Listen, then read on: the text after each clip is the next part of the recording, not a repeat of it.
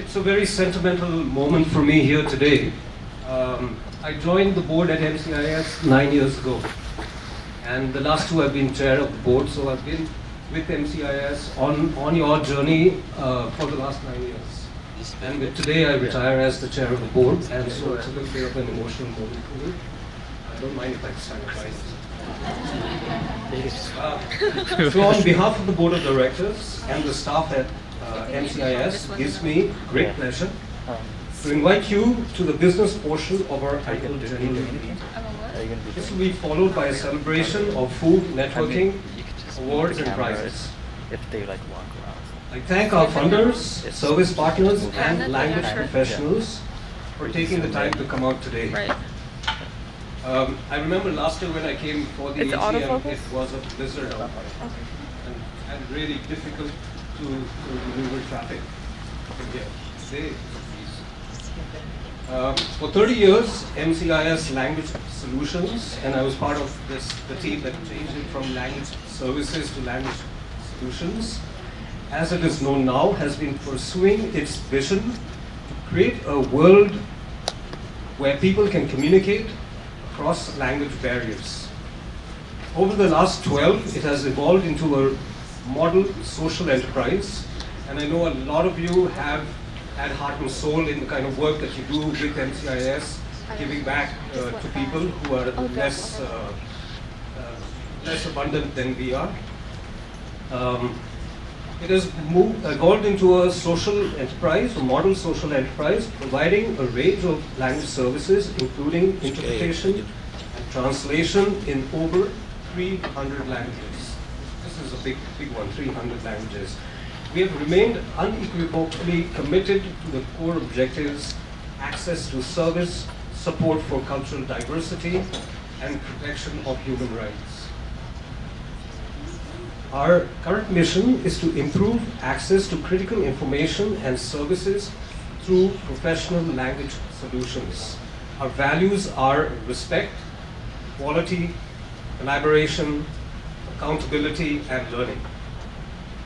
Since 2012, we are recognizing individuals and organizations that significantly contributed to advancing our core objectives and the overall growth of language industry, either by setting a standard or service delivery, or by innovating in the field. This year also, we will recognize individuals and organizations in 6 categories. You can see the awards are waiting to be given out later today. Now I'll move to the business portion part. So this is mandatory. I would like to formally call the business meeting to order. Can we have a mover to approve the agenda? Can you put the agenda on the board? Do you have it as part of the PowerPoint? Moving on to the second item on the agenda, which is the minutes. Is Tara here? So then, Tara, our secretary, unfortunately wasn't able to make it today, so I'll read on her behalf. I need the approval of, this is the minutes of the 2018 AGM.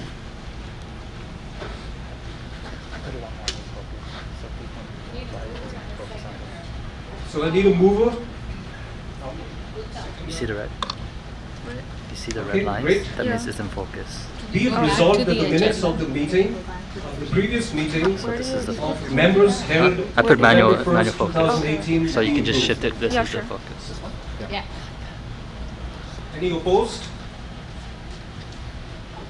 Motion carried. Now, so this was Tara. So Tara is saying, I now invite our chair, Gautanath, to present the chairperson's report.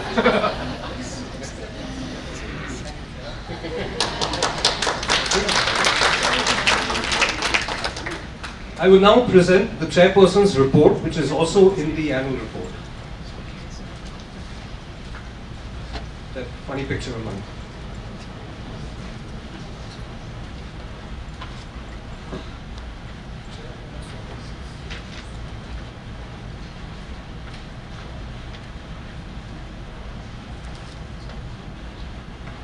Thank you for your patience.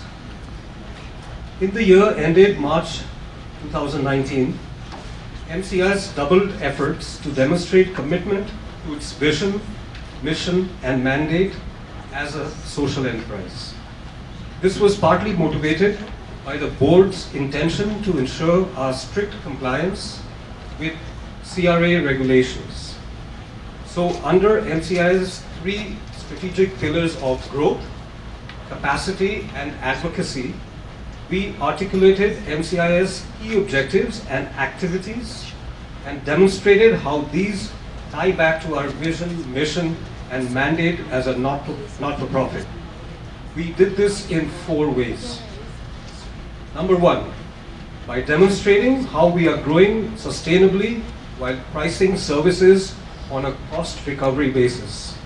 This meant a small surplus in some contracts with a loss in those that fulfilled our mission of improving access to critical information and services, part of our social mandate.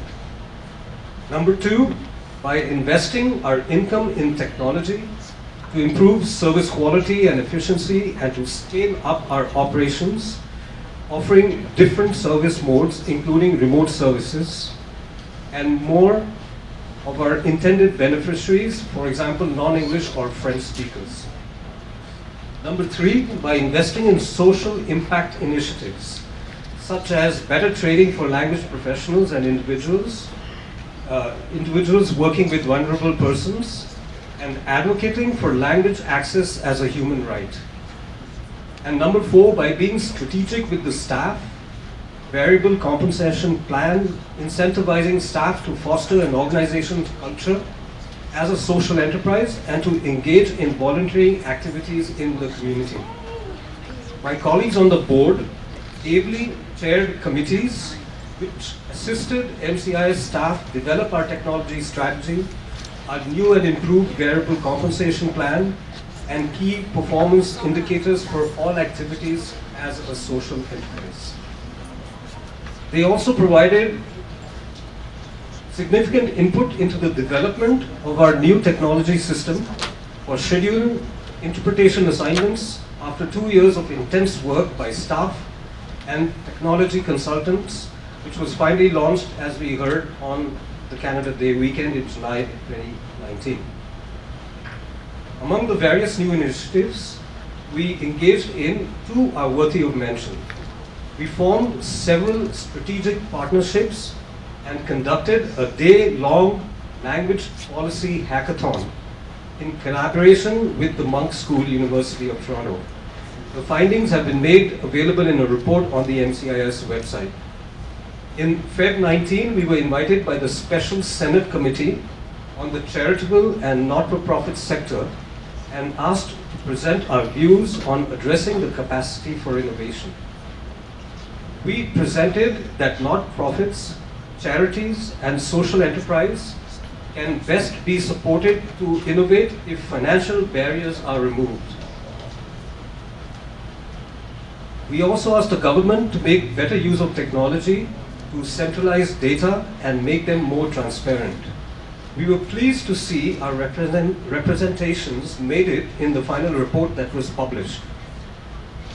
As I conclude 9 years, boo-hoo-hoo, on the board of MCIS and the last 3 as its chair, I want to say that it has been a great experience for me working with amazing board members, amazing staff, and language professionals. I've seen great infrastructure building and growth and know that sky is the limit given the passion, commitment, and professionalization or professionalism of everyone associated with this dynamic global organization. As few members are stepping down with me, I'd like to thank Sanja, Era, Carl, Herbert, and Uttam for your leadership and contributions. My thanks to Executive Director Lata Sukumar.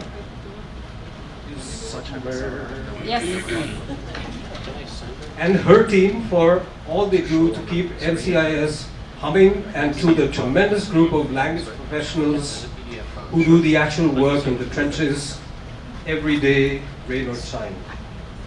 Our sincere thanks go out to all the senior providers assisting non-English, French-speaking funders, the Ministry of Children, Community and Social Services, Ministry of the Attorney General, City of Toronto, and the Ontario Trillium Foundation. I promise to stay connected with MCIS and to offer it my support. Thank you very much. So good evening, everyone. Thank you so much for coming. It's a great honor and a pleasure to be presenting the report of the Executive Director. I just have I'm starting with a reflection because we started in 1989 and many of you may not have been with us in the beginning. So I want to tell you a little bit about how we got started in honor of this grand occasion. But we have a big celebration that's planned for February of next year because it really got busy and crazy and we didn't want to do it all in one event. So in 1989, we started as a small program of a local planning body. And in 1995, we became incorporated as a not-for-profit organization. We were then just providing services to victims of and survivors of domestic violence when they accessed community services in Scarborough. So MCIS's funding at that time just came from one source. Our challenge was that our services were limited by the prescribed source of one government grant. And MCIS's board, in all its wisdom, wanted to change that. So in 1996, MCIS started to reach out to police, victim witness assistance programs, courts, numerous community partners and champions to put together an advisory committee. We then, the advisory committee and the board, then lobbied for interpretation services to be included in the Ministry of the Attorney General's Domestic Violence Court program. And this saw the scope of our funded services expand to regions beyond Scarborough and to encompass all agencies within the criminal justice system in the GTA and beyond. However, we realized that there was much more work to be done because there were many more people who needed these services who were vulnerable.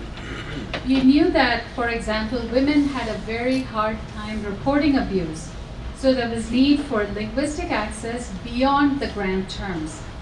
It had to be at key entry points, that is, at healthcare, emergency services, child protection, public health, settlement, legal clinics, and the like. So this meant we had to diversify our revenue base somehow to serve more people and in the sectors not covered by our government grants at that time. So in 2006, the board actually formally resolved to make MCIS a social enterprise, and we said we would earn revenue by monetizing our services, bidding on contracts that are put out by the government and quasi-government bodies. This, we said, would improve MCIS's ability to improve access to critical information and services for more vulnerable persons who face language barriers in 3 different ways. 1, MCIS could serve end users who represented its target demographic through contracts with government and public sector agencies built on a cost recovery basis. 2, MCIS could reduce its reliance on these restrictive government grants, so it would have flexibility to sustain and fulfill its vision and mission. 3, we said that MCIS would now earn a small surplus, which would then be reinvested in scaling up its operations and thereby create greater impact pursuant to its vision and mission. So that's my reflection for the 30 years. So fast forward to today. We have achieved our goal of becoming self-sustaining. We offer services in 300 languages across Canada. We have 50 different language services, including interpreting, translation, training, transcription, dubbing. The training programs that we have are also e-learning training programs, and it's for people who wish to become both interpreters and translators. They've been recognized as prerequisites towards master's programs, both in Canada and Europe respectively. We have 65 full-time equivalents today. We have 5,000 language interpreters, and our customers across Canada are across Canada and some in the US. We have over 700.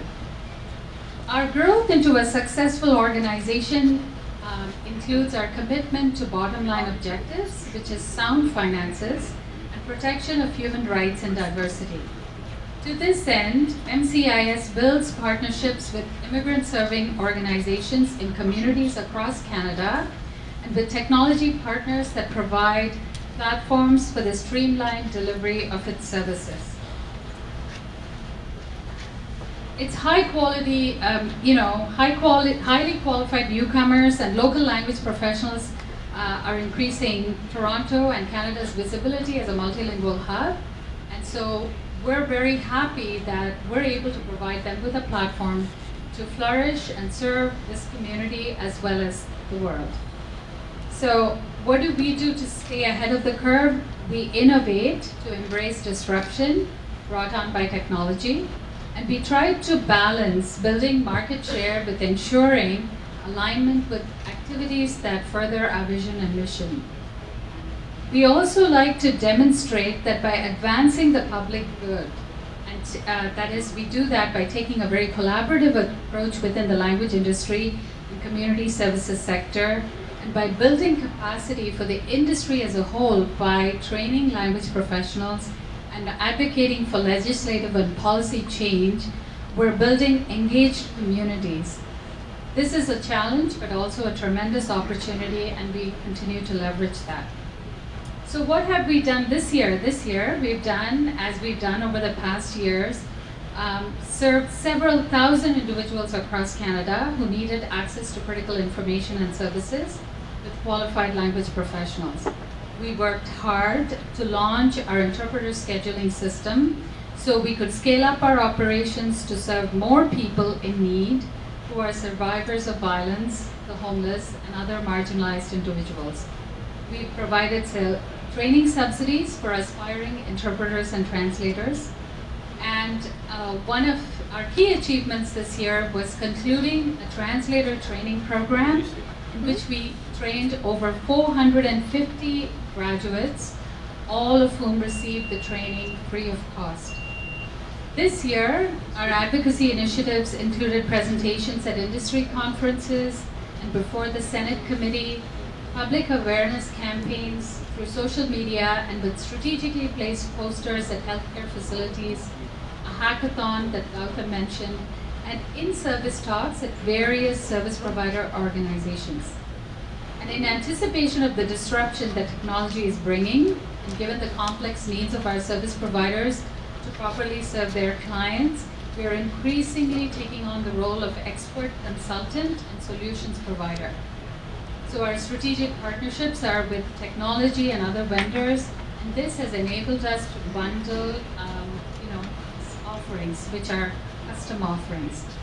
So our key focus this year was also to build an organizational culture that supported our structure as a dual purpose organization, one which both was committed to social goals as well as financial goals.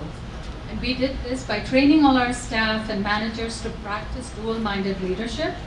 We also wanted to align our staff performance goals to our overall social impact goals. And we have created a volunteer program for staff so they can understand and experience the value of creating impact. So we actually compensate staff for going out and volunteering in the community. And we provided a number of webinars for interpreters on working from an anti-oppression framework as well. So all in all, as you can tell, it has been a very busy year. I want to now join Gautam in thanking all our board members who are leaving us this year. We will be recognizing each of them with a plaque, but I want to say that their contribution has been immense and they leave very big shoes to fill. Like Gautam, my gratitude goes out to our funders as well for helping us do very important work in our communities. And as MCIS grows, and as we continue to nurture strong leaders within the staff team and promote from within, we have the best team, and I thank them for their passion and commitment. We do make mistakes, like we forget to print documents sometimes to bring to AGM, but it can all be forgiven because we're really, really busy and we mean well. Our language professionals are our backbone, and they're here and they always come out and come through for us in spades every day through every assignment. The impact that they're making directly translates into more empowered individuals making important life decisions as they navigate through complex systems in our city, our province, and our country. So my heartfelt gratitude goes out to all of you, language professionals, interpreters, translators, my dear, dear friends, many of you, who, you bring your can-do attitude to your work. So this past year, and you show so much compassion, in what you do. So this past year has been a whirlwind, and I have to say, and today again, we may have made some mistakes, we may have neglected some of you, we may have appeared distracted. I know we made a lot of mistakes. And I want to stand here and apologize on behalf of the staff team who's meant well.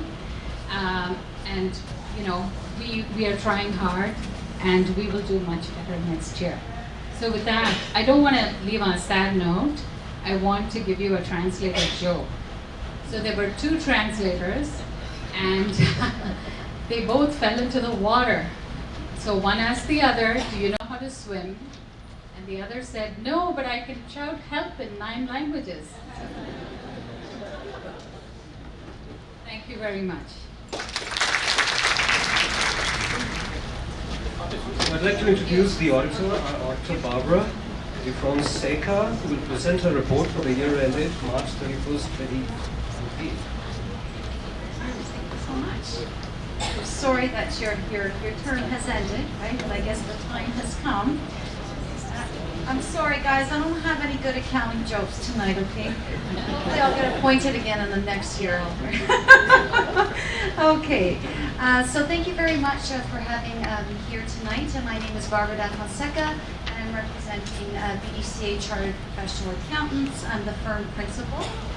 As you're aware, we were appointed the auditors for the fiscal year ending of March 31st, 2019, and we are very happy and accepted the appointments because it's always wonderful to be the auditor of such a wonderful organization. So, an audit. An audit requires us to perform a lot of work. A lot of work to obtain a reasonable assurance, a high level of assurance, but we can't get an absolute guarantee over every single transaction. But we get a very high level, comfortable level of assurance to give us comfort on the financial statement figures and note disclosures. Okay?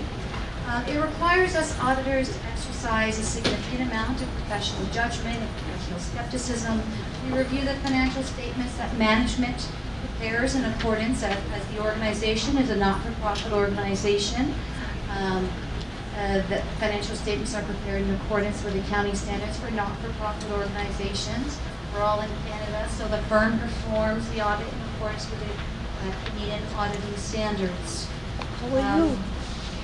We perform various tests, and we review the audit evidence to see if there's sufficient and appropriate information to provide a basis for our audit opinion. We obtain an understanding of internal control. We ask Alex and Latha and Olga a lot of questions and review a lot of backup, and we're always so grateful for their patience and their help during that process. We evaluate the appropriateness of the accounting policies that are used, the reasonableness of accounting estimates, and related disclosures made by management. Finally, we evaluate the presentation of the financial statements, the structure and content of them, and the note disclosures. Okay? So all in all, we're quite pleased with the results of the audit. And in conclusion, you'll see here, this is our wonderful audit report. I mean, our standards require us to do more and more work. And so the audit report gets longer and longer. So it used to be 1 page, and now it's 2. This is the first page here. And I'll just draw your attention, if you can see on the slide there, the first section is called the opinion section. And that's the most important part of the audit report. And if you look at the second paragraph, that's where it states the opinion on the financial statements. As I mentioned, it's a clean report, so that's a very good thing. You want a clean report. And I'll just read it out to you in case you can't read it yourself there. In my opinion, the financial statements present fairly, in all material respects, the financial position of the entity as at March 31st, 2019, and the results of its operations and its cash flows for the year then ended in accordance with Canadian accounting standards for not-for-profit organizations. Okay? So we do a lot of work. In the end, the organization just gets 2 pieces of paper to attach to the financial statements and the notes there too, but a lot of work goes behind the audit, and we were able to issue a clean auditing report. Okay? Thank you very much. So thank you, Barbara, and I'd like to say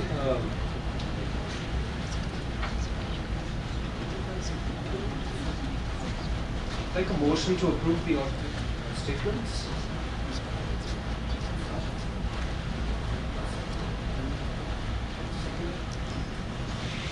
So be it resolved that the financial statements for the year ended March 2019, including the balance sheet and related documents, and the auditor's report for the year ended March 31st, 2019, be approved and adopted. Now I'd like to ask for a motion for the appointment of the auditor. Somebody ask a motion. Seconder. Be it resolved that BDCA Chartered Professional Accountants be appointed auditors of the corporation to hold office till the next annual meeting of members or until their successors are duly appointed at a remuneration to be fixed by the board.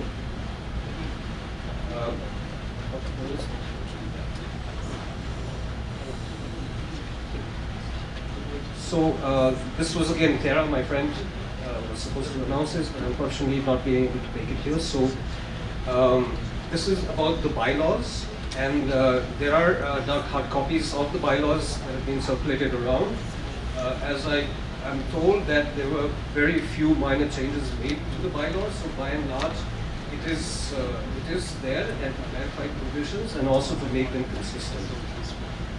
These changes were underlined and have been reviewed and approved by the Nominations and Governance Committee and the Board. I'd like to ask for the following motion. An approval. Bylaws. Seconded. Be it resolved that the bylaws of MCIS Language Solutions be approved as amended and approved at its board meeting held on May 29, 2019. On behalf of the Nominations Committee, no?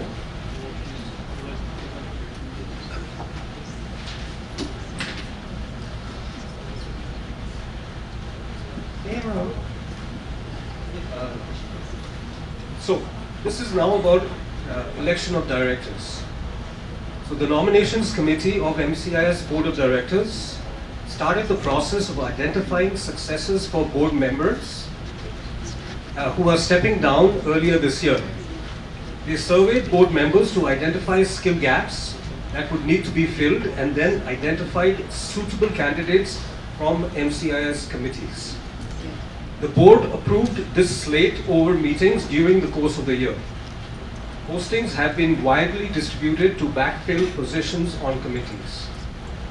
Our profound gratitude to 3 outgoing board members,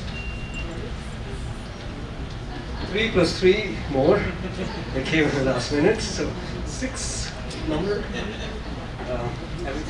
13, right, altogether. So 50% new blood.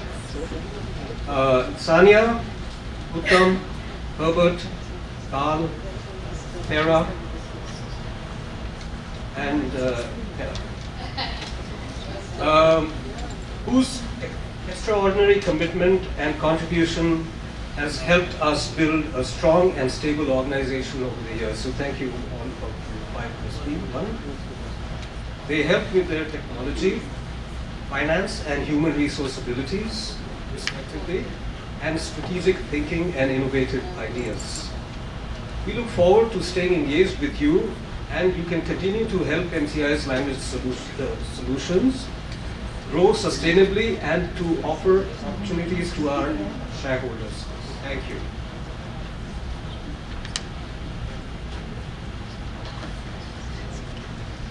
So we are now pleased to present the 5 highly accomplished individuals on this year's slate. They will be joining our returning board members. I'd like to ask Monica, raise your hand. Donahue, yes. Renata Purwasi.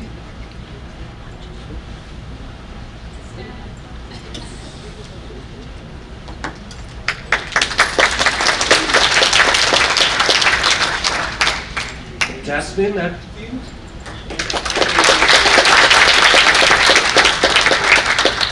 Simona Petrov.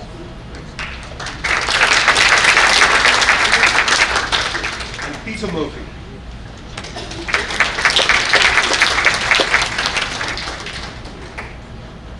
I request the be it resolved that the following individuals be ratified and the board of directors as the board of directors of MCIS for the following year till its next AGM. And I'll read out the names: Sash Anand, Monica Franklin, Pavel Kowiski, Kausiki, Hilda Wu, Ken Shen, Pavel Gen. These are the little you're very busy. You don't realize. Ken Seto, Monica Donahue, Renata Punavasi, Jasmine Atfield, Simona Petrov, and Peter Murphy. May I have a mover?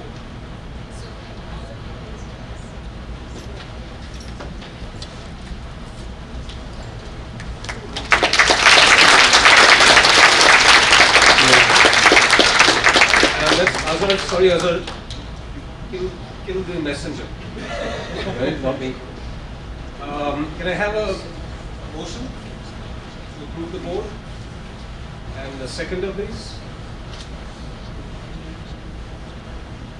So, welcome to all MCIS Board of Directors.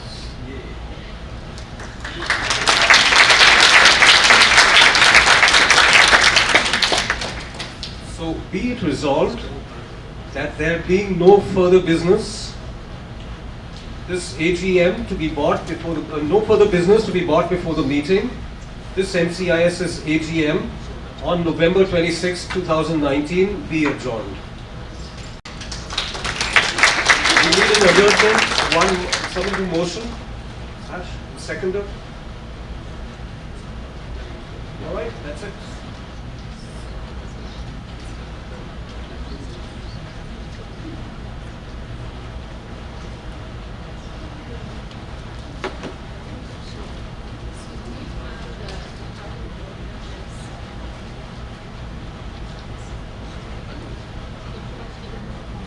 Yes.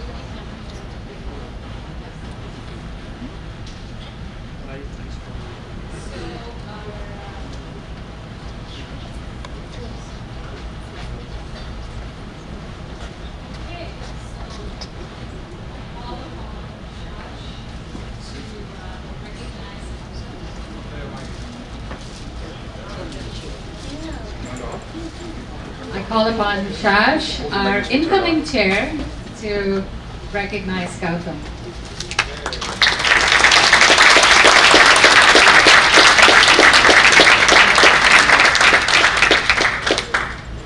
We have an official photographer here. Richard. Thank you. Thank you.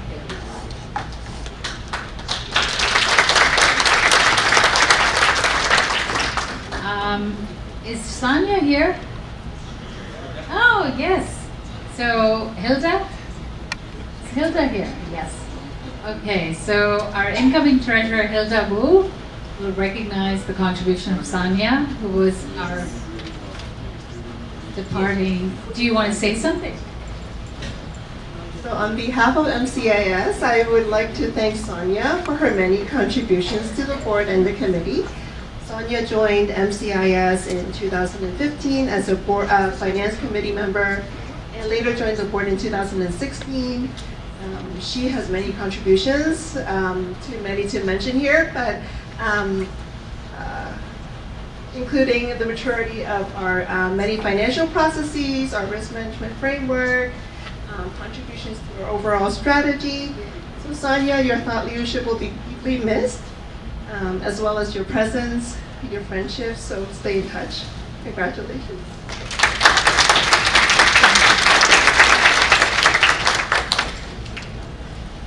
So Shash, do you want to say something about Gautam? I pushed him off the stage, but let us take a picture first.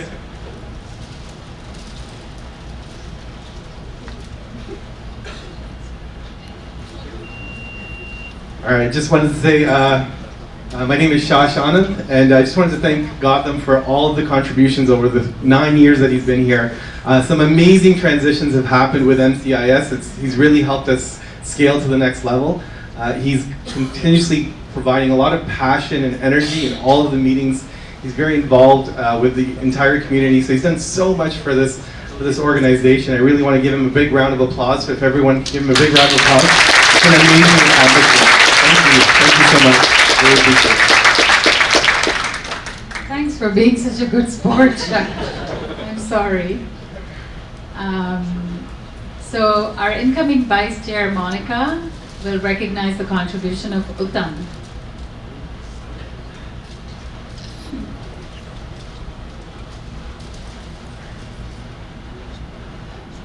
It's a pleasure for me to thank Uttam for all of her contributions over the time that she's been with MCIS.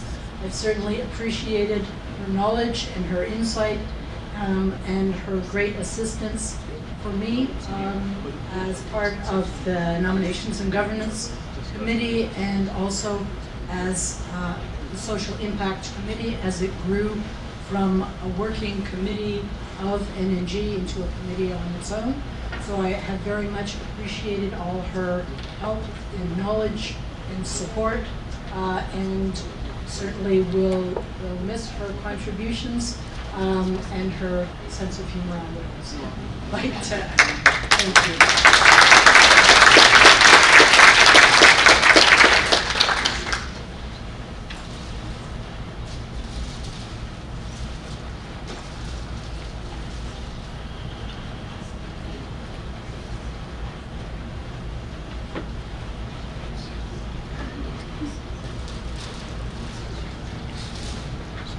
So we don't have Tara here. She said that she would come, so maybe she's stuck somewhere. If she shows up later, you take it on her behalf? Okay, does Pavel want to say something about her? She may come later and we'll embarrass her then. Yeah, so Tara, thank you for your contribution to the past 4 years. So Tara was involved in the Energy and Social Impact Committee. She helped guide MCIS from an operational board to a policy and governance board, so she was instrumental in that. Writing the new bylaws was in large part Tara, so thank you for those contributions, and thank you for mentoring me and helping me onto the committee, the board, and now the secretary role.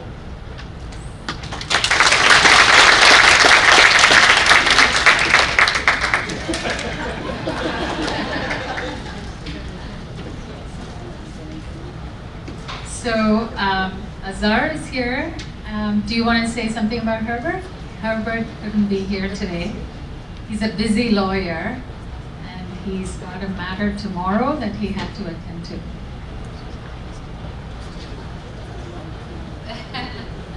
Good evening, everybody.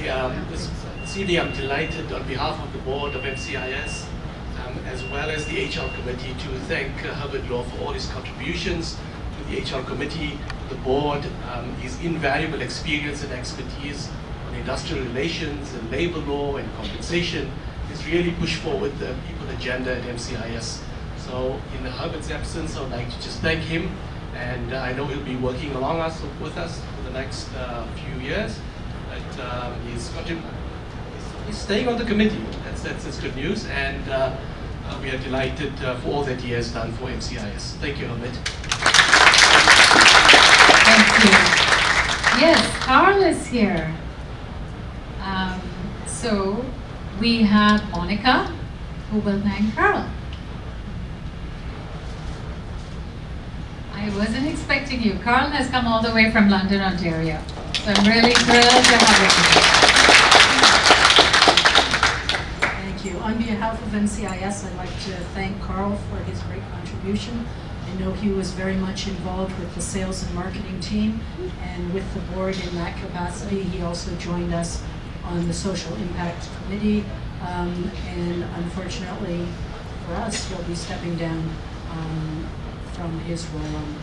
So I'd like to thank Carl for his contribution. And Coming all the way from London.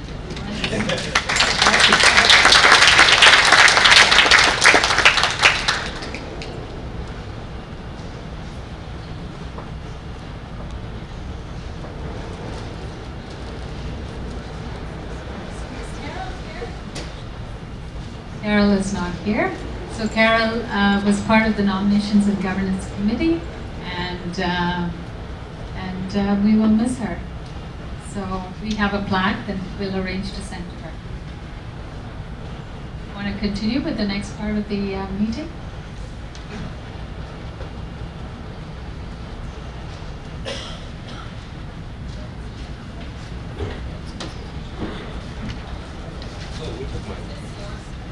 Yes.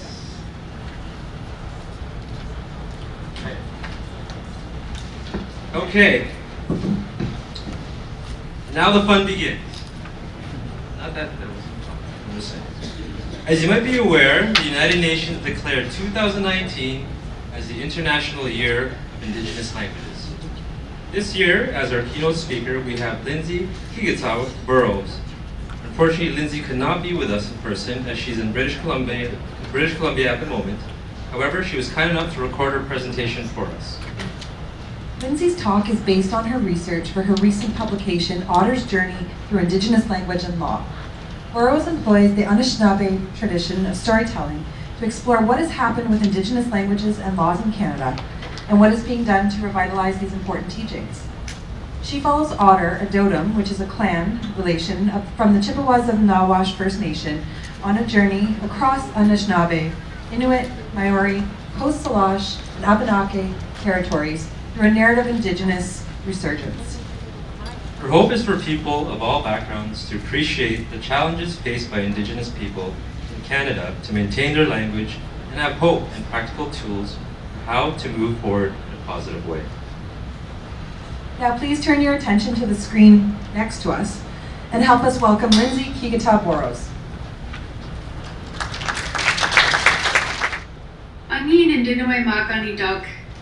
Bagia to go Ninita Anishinaabe, Ideshko Jutunji Anishinaabe Moyan. Nigikin Dodam, Kigata Indigo Anishinaabe Mo, Lindsay Nindijnika Shaganashi Mo.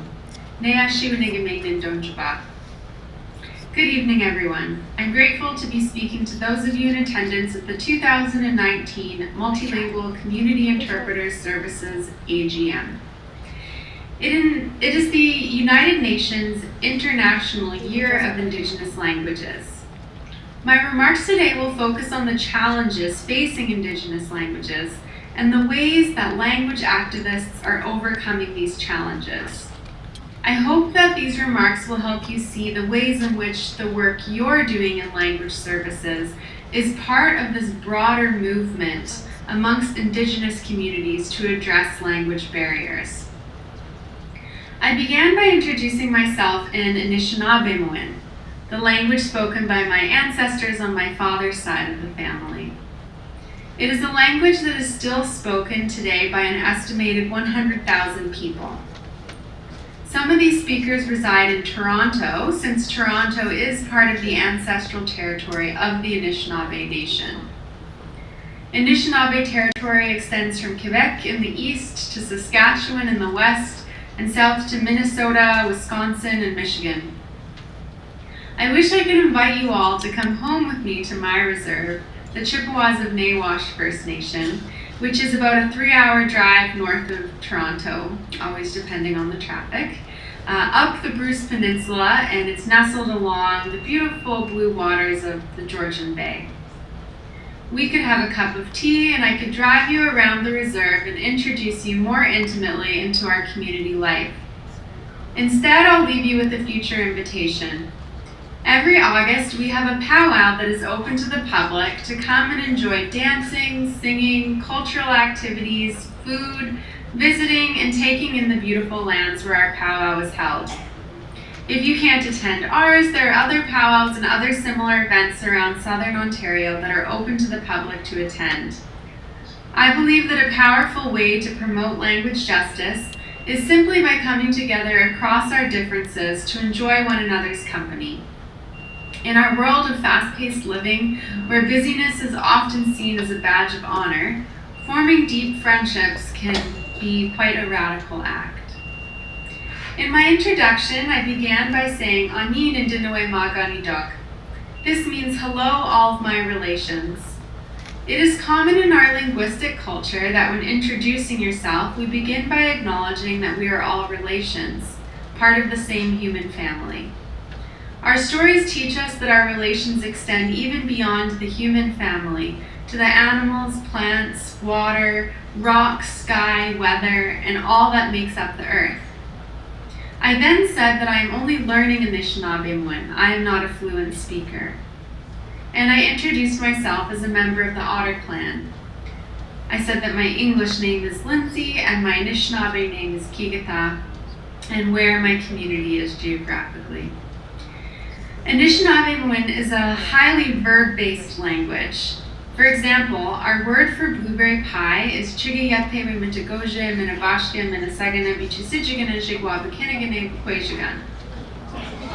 This means old-time Frenchmen exploding blueberries, blueberry sauce layered between things, bend over, and put it in the oven bread. You can imagine such a descriptive language that meetings like this AGM tonight can take quite a while and might last beyond people's bedtimes. It is also speaks to the rich worldview that native speakers of this language have. It's a story-based understanding of the world, and this storytelling tradition lives on today, even if many of our stories are now told in English instead of Anishinaabe because of language loss. In Canada, there are about 70 Indigenous languages and 10 language families. Each language is unique. I'm not qualified to speak to all of these Indigenous languages and the particular challenges that each of them are facing and what revitalization efforts are underway. So I'll focus most of my remarks on the Anishinaabe language, but recognizing that there are many similarities between what is happening to our language as well as other Indigenous languages. Prior to the formation of Canada, Indigenous peoples living here often spoke multiple languages. For example, my great-great-grandfather, Charles Gigados Jones, who was born in 1852, he spoke Anishinaabe and Mohawk, as well as English and French. We had advanced trading networks that put us in contact with other tribes across Turtle Island or North America. When European settlement increased and Canada was formed in 1867, the Indian Act was passed about 10 years later. The purpose of this act was to suppress Indigenous peoples by taking away our rights to participate in our communities as we had historically, as well as our ability to participate in settler society. For example, it wasn't until the 1950s or 60s that Indigenous peoples received the right to vote. There were many years where they could not be doctors or lawyers if they wanted to maintain their Indian status and be part of their community. The Indian Act is still the primary piece of legislation in effect today governing Indigenous people's lives. It has been changed since 1876, but many of the underlying racist components are still in effect.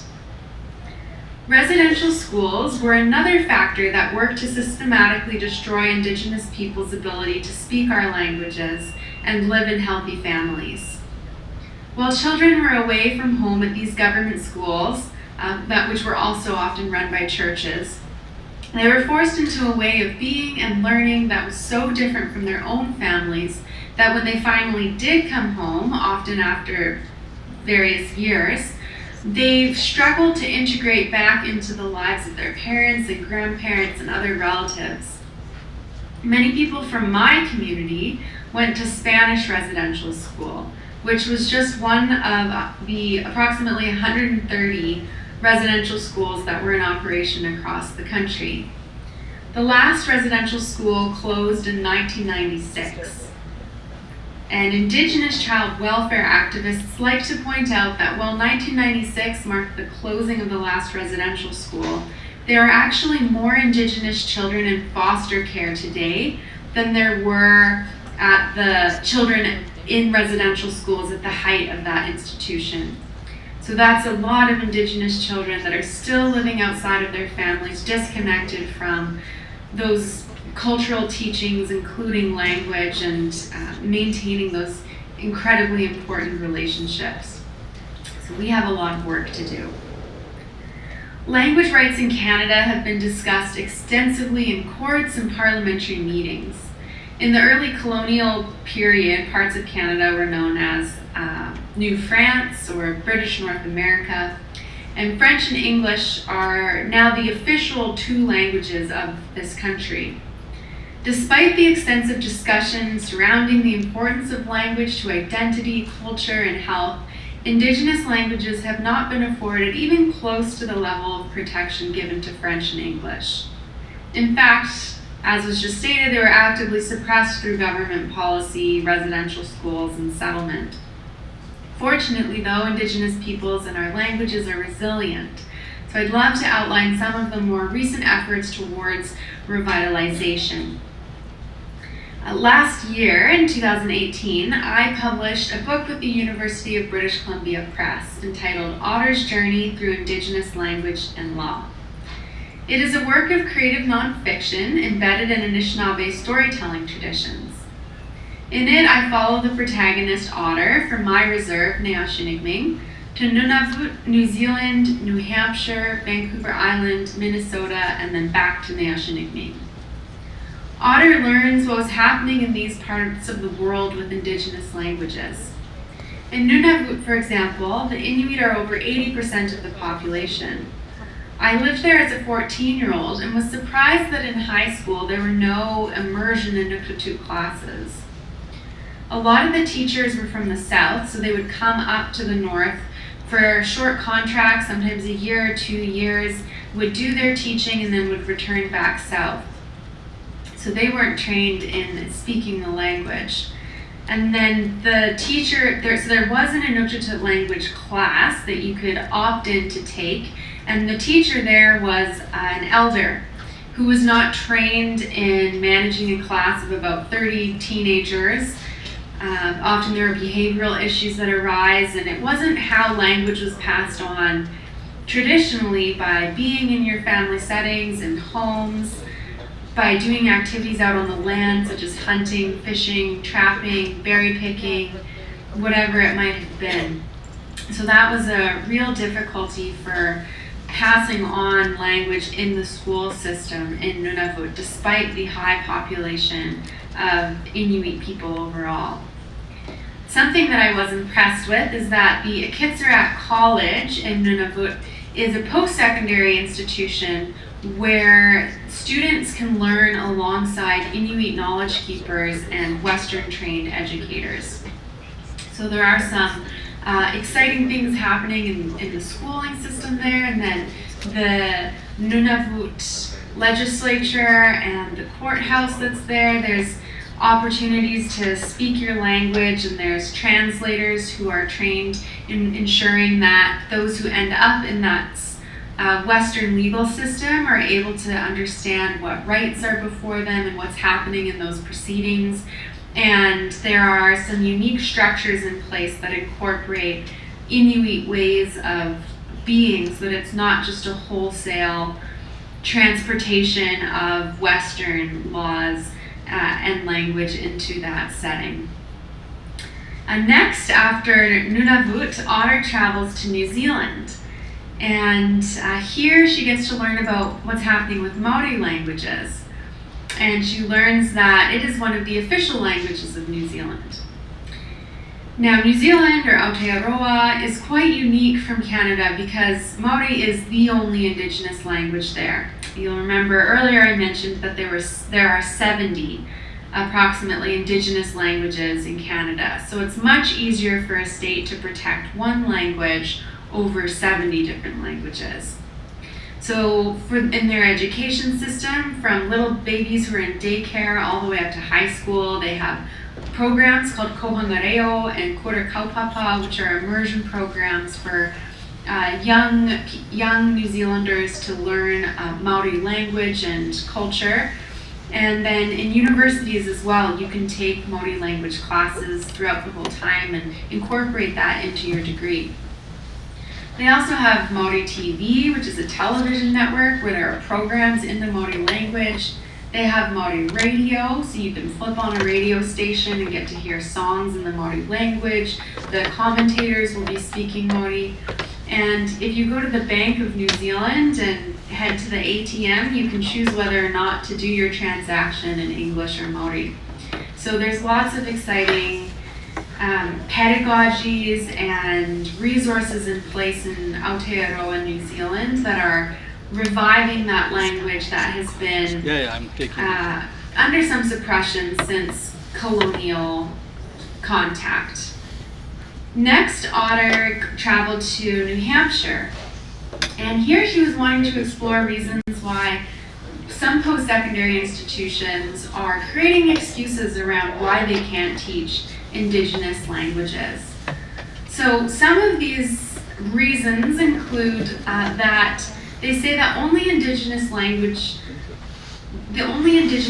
that can be taught in that school is the one that is from that area. So for example, this would mean that the University of Toronto could not teach the Cree language, for example, because it is on Haudenosaunee and Anishinaabe territories. But by the same argument, you could say that it shouldn't have Italian or Mandarin or Russian language programs because those also are not the Indigenous territories of Toronto. So you see that there's a double standard here in what languages are okay to teach at a school. Another argument that some people make against having Indigenous languages taught in post-secondary institutions is the lack of materials available for teaching, and that it would be very difficult for students to go somewhere and have an immersion experience and actually gain fluency in that language. So the counter argument to this is that, well, you could easily create materials. That's not that hard to do. We're very creative people with all sorts of generative ideas. And that, in fact, there are reserves where speakers who are there would love to have young people come in and speak with them and help inspire their youth to learn their language and, again, create materials and excitement around these programs. And then also lack of funding is always a concern that people bring up. That is, why should students tuition go to an Indigenous language course when it's not seen as practical? So these are all questions that could be asked of other university courses too, yet they go ahead and offer them anyways.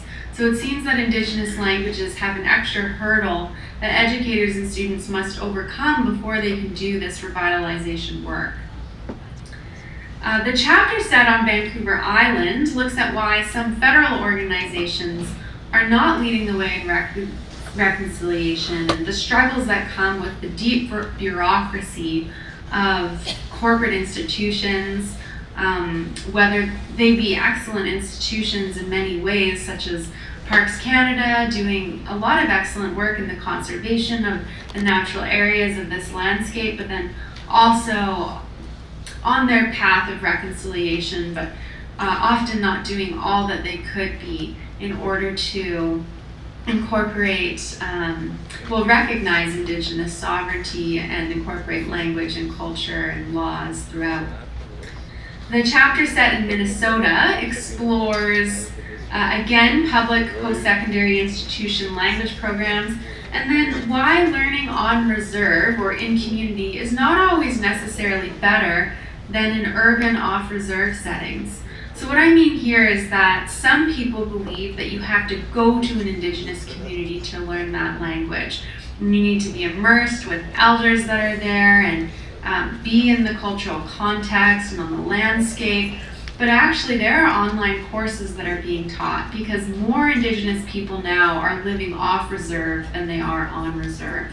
So we need to make sure that we're allowing Indigenous people to grow outside of these tiny parcels of land that the government have reserved for them, and recognize that we're living on all over the world, not even just in Canada too. So for, say, an Anishinaabe person who's living in Australia or in Hong Kong, they too can join an online language learning class and be able to speak with people who are also passionate about learning the language, who are not always ethnically Anishinaabe. There are all sorts of people of diverse backgrounds who are seeing it as important to learn these languages and recognizing that when we're living on the traditional territories of a First Nation, then it shows a lot of respect if we learn about who that First Nation is and what their teachings are and what they find permissible in that area. And language learning can be an excellent way of connecting yourself and rooting yourself to a place that might be new to you. Eventually, Otter returns back to Neoshinigming, and she synthesizes the teachings from the previous chapters in these different parts of the world. And she teaches a local family on the reserve what it is that they can be doing to revitalize their languages and help them understand more deeply why we don't always speak them as well as we think we should, and to not feel shame about it. Sometimes I think people feel locked in trauma because it was a traumatic experience to have colonization happen, and it's ongoing. And so some young people feel like they should speak their language because their grandparents speak it, and it can feel really shameful not to speak your language. And I think the quote that jam is for preserving and tradition is for living is an important quote in this context, because our languages are living, our traditions are living. We can't be preserving or freezing one particular way of being Indigenous, but in today's world, the youth need to be able to participate in both their ancestral ways of being and with their current families, as well as with the teachings of broader society. So this year, the federal government passed the Indigenous Languages Act, which you may have heard about in the news. And personally, I think it's a good step towards further revitalization of Indigenous languages. However, there has been mixed reviews about the act. Some say that Trudeau announced this because he had just announced that the Kinder Morgan pipeline had been approved and he needed to find some low-hanging fruit of good news to pass on to Indigenous people. But others see it as positive because it does provide long-term sustainable funding of Indigenous languages. It establishes an Office of the Commissioner of Indigenous Languages, and it facilitates collaboration between federal, provincial, territorial, and Indigenous governments to deliver support for revitalizing languages. So I think this is a good step of support, but of course there's all the work is to follow after the passing of this act. And it should be noted as well that it was negotiated between the federal government and then the national Inuit, Métis, and First Nation organizations. And the Inuit were particularly unimpressed with the Indigenous Languages Act because it didn't incorporate the specific needs of their community members. So today, there are grassroots organizations all across the country creating video games, films, books, cell phone apps, all to engage the youth in language learning. There are some immersion schooling programs for various Indigenous languages, certainly not all of them, that people can attend. And there are excellent websites such as firstvoices.com that record Indigenous languages and work with different speakers and communities to have interactive activities that anyone, anywhere, anytime can log on to and improve their proficiency in that language. There are also community language tables being held where people get together and speak with one another. There are board games. There are concerts sometimes that will be hosted in an Indigenous language. And all of this is working to bring people together and develop healthy relationships and connection with their language. And in remote communities, particularly up north, where people do still speak their Indigenous language regularly, it's important for them to have translators who are trained in access to justice and the necessary programs that are there. And research has unequivocally demonstrated that Indigenous people's acquisition of traditional languages correlates to increased self-esteem and community well-being, among many other positive gains. So this is all important work. It's an important part of the overall puzzle of wellness and ensuring that the gaps, the socioeconomic and wellness gaps that exist between Indigenous peoples in Canada and the rest of the population are closed, because we're all equal and everyone deserves the chance of the best life they can have. So I wish you each the opportunity to learn more about Indigenous languages and to continue the important work you are doing in providing access to services for those living in Ontario who do not speak dominant languages. Miigwech Bizendawiye. Thank you everyone for listening. Thank you for such an engaging and informative presentation. We were very lucky to have been able to connect with her and to have her involved with our AGM this year. Please give her another round of applause. Okay.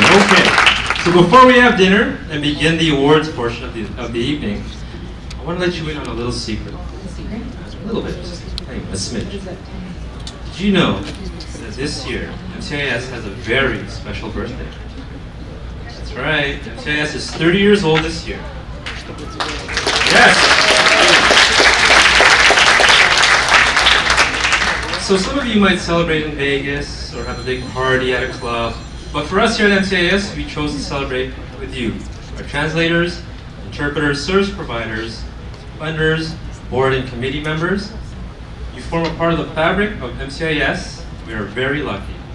We'll have an official 30th anniversary party in the new year, like Pat mentioned earlier, sometime hopefully in February, to which you will all once again be invited.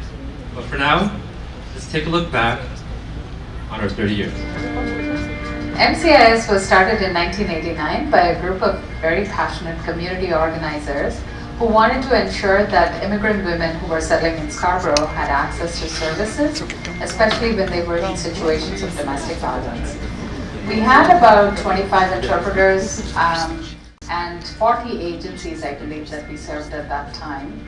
Soon after I started there, I found out that our funding was precarious and was about to be cut. We were very lucky that we had the community rally around us and ensure that the funding was not cut and continued year after year. But we knew that we couldn't continue in that vein and we needed to find some sustainability.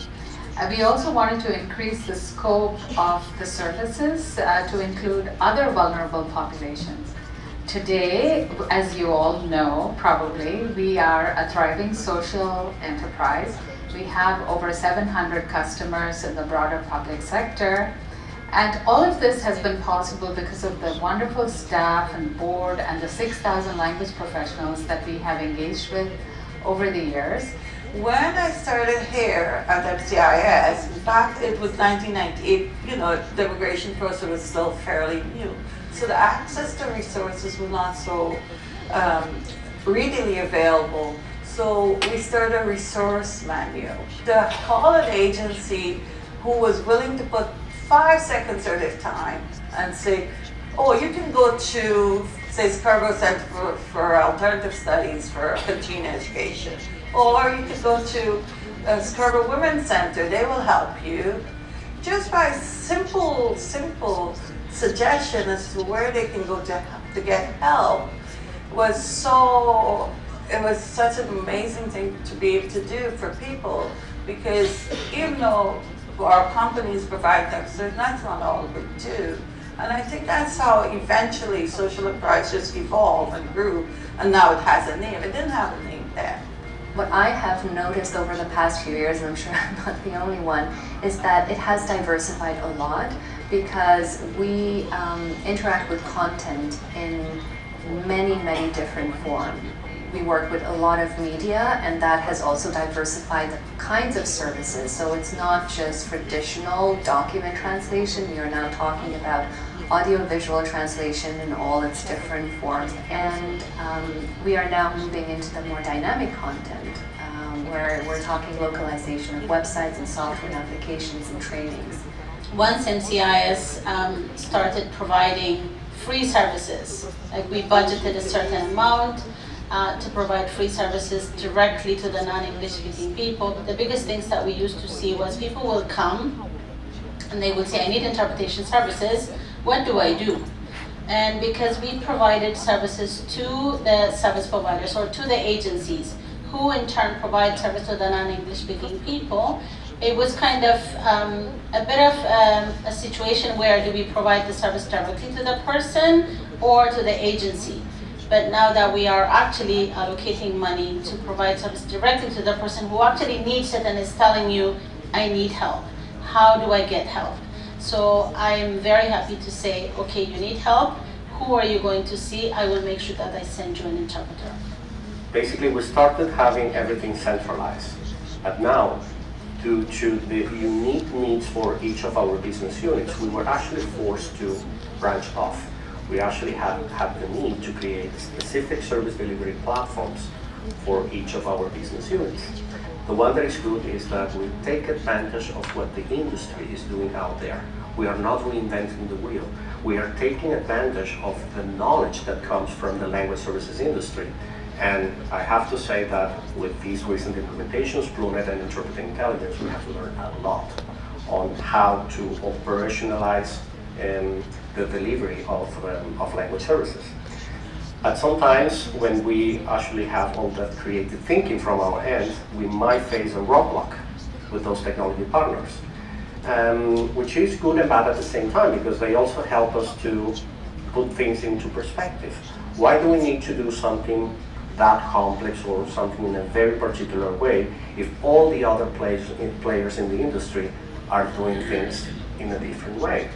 Sometimes the way how system implementation works in most of the cases is that you create a system that fits your processes, but sometimes it happens the other way around. Sometimes it's the solution that forces you to change your internal processes in order to become more efficient.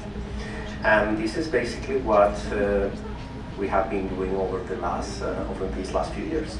When I first joined MCIS in 2011, the translation department where I started was only staffed by 2 people.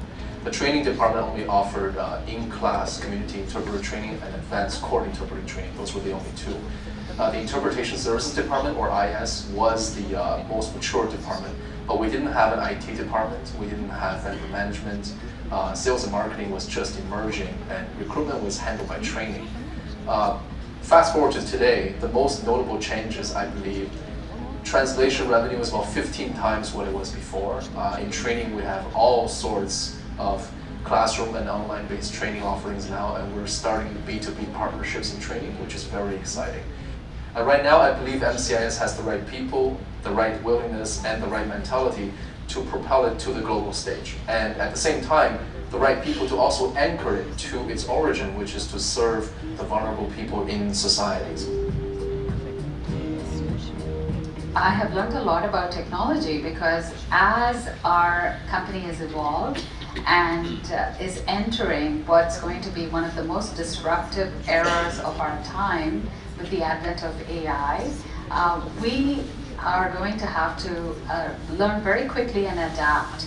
MCIS has actually helped me gain national attention. I won a national award from the Legal Education and Action Fund as one of 15 women in Canada, lawyers that is, who have helped improve the lives of women and children. And most recently, I received a national award from the Royal Bank of Canada under the Women of Influence Social Change category. And yeah, that has been a huge personal benefit for me, but I don't attribute it to myself, but more to the work that MCIS does. Just the opportunity to interact with people who are so diverse that oftentimes has challenged me in my way of thinking about the world, of seeing the world. Professionally, I've obviously had tremendous opportunities to learn, and I'm very, very grateful for that opportunity, both formally through MCIS's investment in people's personal and professional development. So I'm definitely grateful for that, but more importantly from the people I work with every day. But to get to know people on a personal basis, people from all over the world, that's really that had a huge impact on me. And to see how we think we're different, we're not so different after all. Our color of skin may be different, the way we look may be different, but underneath we're all the same. We have the same need. The need to succeed, the need to be healthy, the need to achieve. All of our needs are the same. And in a way, it's really shaped me to open my mind even wider and see people for who they are, and love people for who they are. MCIS, although is not a huge organization, has given us all the chance to explore different aspects of our professional lives. Because the thing is, although I was hired as an IT and internal operations specialist, I feel that I can possibly handle service delivery department for translation and interpretation services. And this is something that by itself is an excellent learning opportunity that I have, that in all honesty, I never had before. And it was through MCIS's network that I was able to connect with York University, enter and complete my master's degree in conference interpreting. Without MCIS, I wouldn't be a marketing manager today. I wouldn't be a conference interpreter or translator today. And it's taught me the wonders of the world's languages. I can distinguish between written Russian and Ukrainian and Hindi and Punjabi. So MCIS has made me a cosmopolitan person, and I'm a global citizen because of MCIS. MCIS is now a national organization, but it has the potential to be global.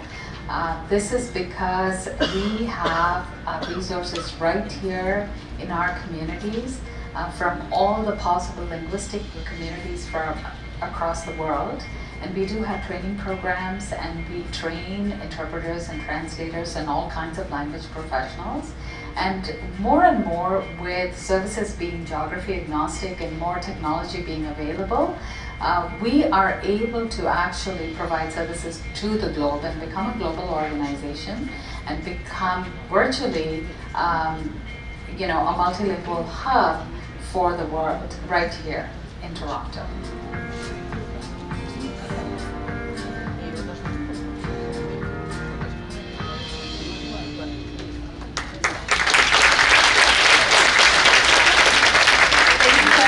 Involved in the production of this video.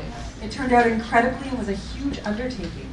We now invite you to grab some dinner, graciously provided by Rayan Restaurant, and return to your seats. In a few minutes, we'll begin the awards portion of the evening.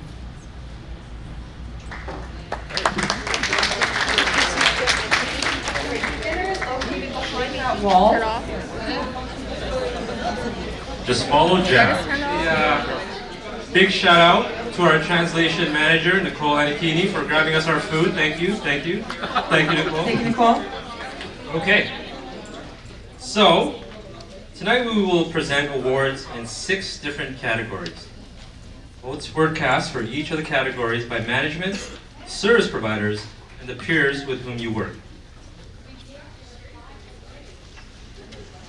The first award of the night goes to the Interpreter of the Year. The Interpreter of the Year is presented to a professional interpreter who demonstrates excellence in services delivered, steadfast dedication to MCIS and the language industry, and professionalism in the field. The Interpreter of the Year is a person who MCIS can always depend on for assignments and receives constant positive feedback from our service providers. Can I get a drum roll from everybody, please?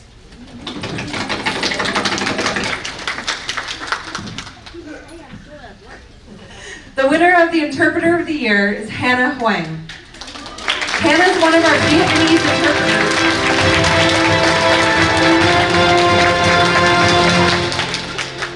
Hannah is one of our Vietnamese interpreters, and unfortunately she could not make it as she's in Ottawa. So John here, I love the co-host, will accept the award on her behalf.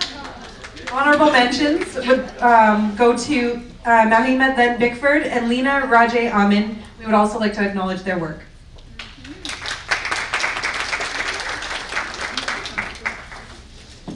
Thank you. I just want to thank. Hold on. I do have something from Hannah, and she wanted to say over the microphone. First of all, Hannah has been working as a Vietnamese English interpreter with MCIS since 2013. She has completed nearly 1,000 interpretation assignments and approximately 2,000 hours of interpretation in medical, legal, and social service settings. She did have this quote: "I feel great when a patient who I've been working with as a Vietnamese interpreter for more than 2 years rang the bell at the cancer treatment unit of General Hospital in Ottawa to declare that she has finished her treatment. From now on, she could start her new chapter of life as a cancer-free woman." So again, a round of applause for Hannah Wang.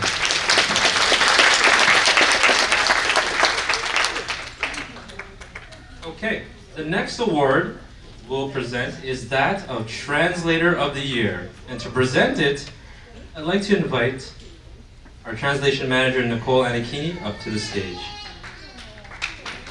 The Translator Year Award recognizes outstanding contributions in translation and measures responsiveness, reliability, and technical skills. The winner is selected based on the nature, diversity, and complexity of translation work completed in the past year and consistent reliability to MCIS assignments. Great, so I'm very happy to present the Translator of the Year Award to Yen Ruju. She is very hardworking. You can always count on Yen to deliver her projects on time, to make sure that whatever work she's submitting is of top quality. So yeah, thank you, Yen Ruju.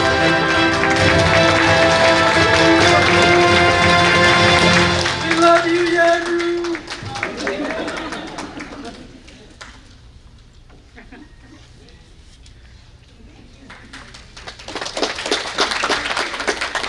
Honorable mentions go to Jean-Claude Atek and Mohamed Sharaf Aldi. Okay.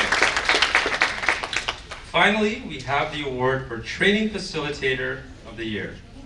The Training Facilitator of the Year is awarded for outstanding professional contribution in removing language barriers by guiding trainee interpreters and translators to meet their goals and achieve their objectives. The individual is dedicated to excellence in teaching, passion in passing on the knowledge and skills of language professionals, and respect in the classroom. John, could you please come up to present the award? Okay, I'm so proud and happy to say that the Facilitator of the Year is Alona Cano. I just have to say she's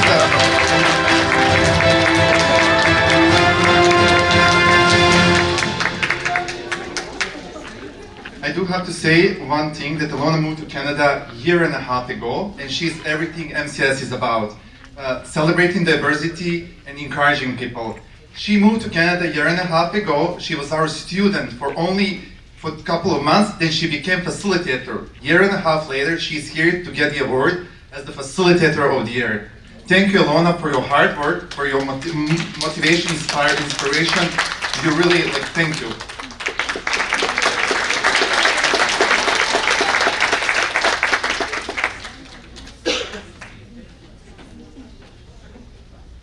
And honorable mentions to Elena Davidova and Mary Petrov. Now we have the awards for our partners.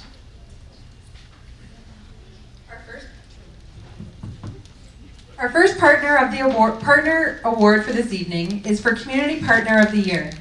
Eliana, would you please come up to present this award? The Community Partner of the Year award is presented to a partner organization that has collaborated with MCIS in its advocacy efforts to advance learning rights, improve access to critical information and services for vulnerable populations that experience language barriers. The award for Community Partner of the Year goes to the Policy Innovation Initiative. And accepting on behalf of the Policy Innovation Initiative is Eliana. So I want to say that 2019 marked the 50th anniversary of the adoption of the first Canadian Official Language Act of 1969 to ensure that language rights are guaranteed by the Canadian Charter of Rights and Freedom. The Act has undergone only one revision in 1982.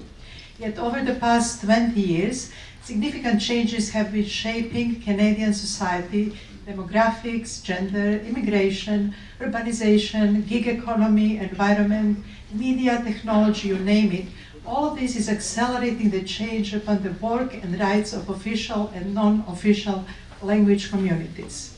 Given the complexity of these issues and feeling that we need to actively contribute to this discussion, we partnered with the Policy Innovation Initiative, PI, a graduate public policy student organization at the Manx School of Public Policy at the University of Toronto, to co-facilitate a language policy hackathon in January and write a report in September, both available on our social impact page. The PII is a student initiative, but the one with an incredible vision of providing students, communities and professionals with innovation and design skills.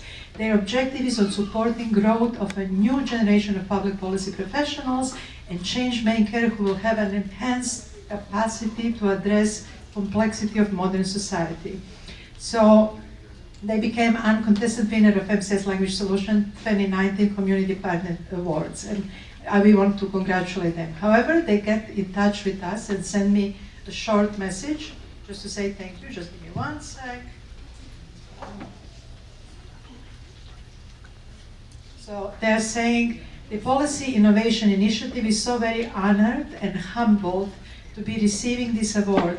In truth, we think that the roles should be reversed and MCIS should receive this award, as we could not have created such a well-planned, holistic hackathon without them. Our team of directors, Niha Shazad, Kathleen Demena, and Harish Tirukaraman, received endless support from Eliana, Sarah, Sena, and the rest of the MCIS team. They were dedicated from the start of ideation to the final report. This event was the perfect marriage of connecting policymakers, academia, and end users together, which could not have been possible without MCIS bringing in translators and language professionals. Thank you to MCIS for this privilege to work with you, and we can't wait for what the future holds. Thank you.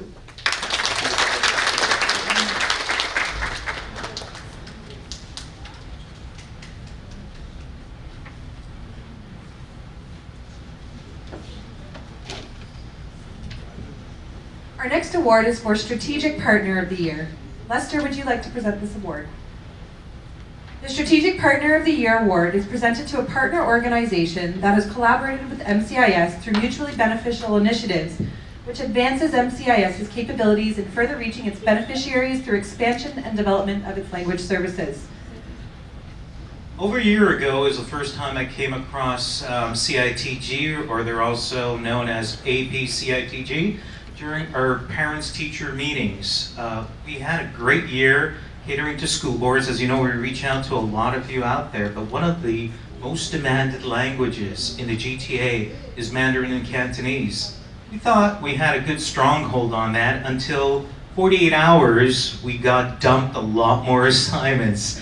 So what do? Well, we reach out to our interpreters, asking them, do you know any other people out there who are interpreters that may assist us? And we were lucky enough to be referred to Gia, who started off CITG, APCITG for the group of Mandarin Cantonese interpreters.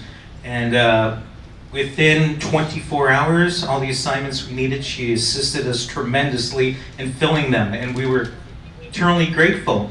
So as we got to know Gia a little more, we found out that the core business that she was involved in was training, specifically for the Chinese community.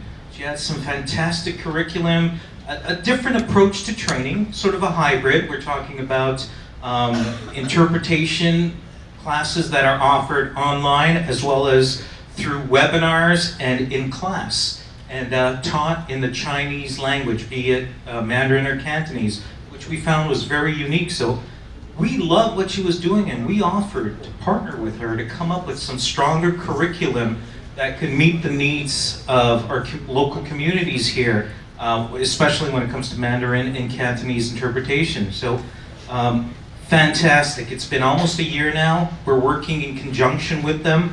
They're doing all our Mandarin and Cantonese training for us. Their students are phenomenal, and they're really doing a great job with that community, not only in GTA, but now we're talking about across Canada. So it's my pleasure today to present this award to CITG/AP CITG. And we've got no Gia, but we got even better, her daughter Cece coming up to receive the award.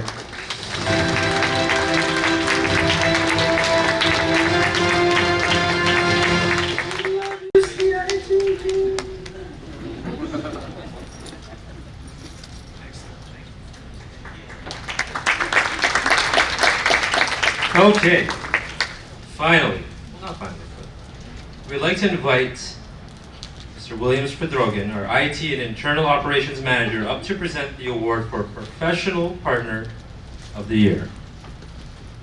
The Professional Partner of the Year award is presented to a partner organization that has shared its knowledge, experience, expertise, and/or technology, which in turn enabled MCIS to provide language services with higher quality, efficiency, cost effectiveness.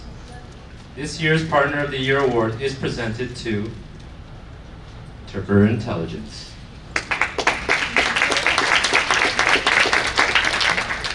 Okay, so one of our biggest challenges as a service delivery organization is to have the right processes and technologies in place to be cost effective on fulfilling the requirements of our customers, language professionals, and MCIS staff. Back in 2017, we noticed that we needed to do something. The solution that we had in place at the moment didn't meet all the requirements we had, and we decided to actually put together a request for proposal to look for a new scheduling management system for interpretation services. After a couple of years of very extenuated exercise, I have to say, we were able to evaluate 12 different solutions, and we noticed that Interpreting Intelligence was definitely our best pick. Immediately after we started the implementation process, it was a very, very challenging process for all of us. I had the opportunity to practice my short-term skills with the Interpretation Services Department. It wasn't an easy process, and although it was also a very rewarding experience for us. Something that we learned out of it is that the MCIS Interpreting Intelligence Partnership is not a classic customer-vendor relationship. It's a real partnership. The reason why I said that is because we definitely benefit from them because they have the right technology and they bring knowledge to our processes. And at the same time, we provided input in order to improve that product. And basically, this is what we have been doing with them. And as a result, MCIS and Interpreting Intelligence are now better organized. Okay. I would like to congratulate Interpreting Intelligence. And although we have no one here to actually receive the award on their behalf, I think we have a little bit of a video with something.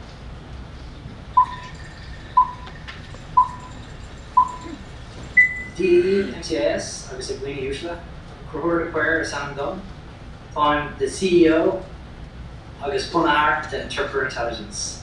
Tá an ásairm an debachtinn seo a ghlacha tar ceann an foireann de Interpreter Intelligence. Sinead Cúpla Focal Oscuelga. It's a few words in Irish as our small contribution towards the theme of this year's AGM, the celebration of Indigenous languages. Hello MCIS, the board and the attendees at this year's AGM. My name is Conor Power. I'm the CEO and the founder of Interpreter Intelligence, and it gives me great pleasure to accept the award for Partner of the Year 2019 on behalf of the team here at Interpreter Intelligence. It's been a great pleasure to have worked with MCIS over the last couple of years. It's been a fun, productive and rewarding collaboration, and you've pushed us to be a better company and partner, and for that we very much appreciate it. It's truly an honour to be a recipient of this award. We're thankful for the recognition, but we also realise that this would not have been possible without the rockstar team at MCIS. For that, I'd like to thank Lata for her leadership, Williams for his patience, Manny for guiding us all, and the wider team, Veronica, Laura, Alex, Jack, Jonathan, and those others that I may have forgot to mention. Thank you all. You all deserve a round of applause. We are excited to the organisation and a reflection of the high standards that MCS sets for itself and its partners. You truly do important work for the community in Toronto and Canada, and we're thankful to be a very small part of that. And so on behalf of us all here in the San Francisco office at Interpreter Intelligence, we'd like to say thank you, enjoy the evening, and we look forward to a successful future collaboration. Good night, and overlive, Lanard, let an ibrit bakda, agus lever mead lat galua. May the road rise up to meet you. Keep up the important work, and we'll speak to you soon. Enjoy the night. I have to confess that when I watched this video for the first time, it threw me off. Because the thing is, I didn't know what I was listening to. I was actually speaking in his native language, which is actually great. The initial version of the video was actually a little bit longer and actually had more other people from Interpreting Intelligence presenting themselves. For the sake of time, we decided to shorten. Thank you so much to all of you. Thank you so much to Interpreting Intelligence. Thank you so much to MCIS staff for being so patient in this time, during this transition time. Now we have new system. We also have new processes in place that we are testing, and we are actually making changes. As a result of that, the announcement that was done at the beginning of the evening, we are now making changes in order to make that experience even better. And thank you to Lata, Alex, and the senior management team for all those supportations through this whole process. And you're good. Okay, congratulations to our partners. Just want to do a check right now. Is everyone doing okay? Is everyone doing okay? Seconds, maybe? I don't know. Okay. Okay, great. So let's move right along to our very special Staff Recognition Awards. In recognition of the work that our staff does, we are also giving awards to long-standing staff who have been with MCIS for a number of years. The plaques will be presented to the staff members by their manager or director. Could we get Lata, Alex, and Mr. Pedrogan back up on the stage, please, for the 5-year anniversaries. So I'm presenting to Alex, right? Okay. So who's presenting? Okay, Alex is presenting to Williams, isn't it? Oh. No, but why did you call Williams? Oh, I see. Okay, I get it. I'm a little slow. Okay, so I want to say some wonderful things about this great man and colleague. Alex has been with us for 5 years, and I remember it well because that's when I started sleeping well. He's meticulous, organized, and dependable. I can give him something to do and forget about it. And he keeps a sharp eye on all incomings and outgoings. He takes his role of keeping costs down so seriously that people are scared to approach him. Alex. But I know that Alex is the kindest, softest, and most endearing of all. So, and we're so much richer to have him. So a round of applause for Alex.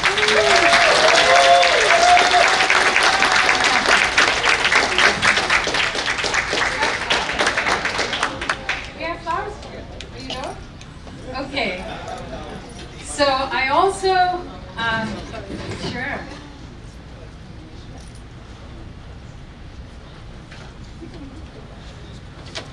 I want to say something about Veronica. She's not here, and she could only not be here because she had an important appointment with the school for her child.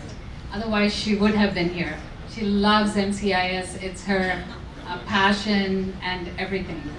As our client services director, and prior to that as our translation manager, Veronica has shaped the growth of all our service departments and our social impact initiatives with her passion, competence, and commitment to excellence.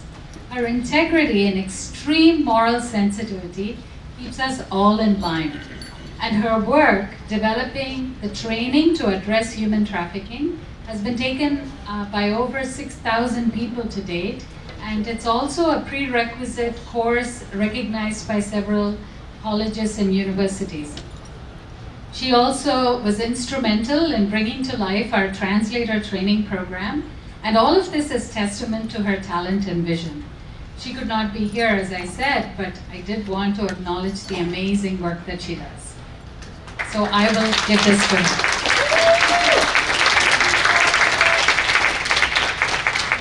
And can I get Alex back up on the stage? We know who that handsome devil is up there, right? Right.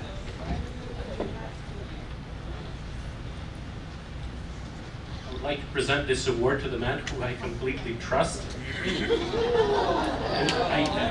He is always there to help, and one thing that I can say is that whenever I need help, I can always reach out to Bhaskar, and even though this thing might not be his responsibility or it may be out of his scope, he will always there to help, and help with passion, with dedication. The service that he provides is always excellent, and I can always rely on him. Thank you, Bhaskar.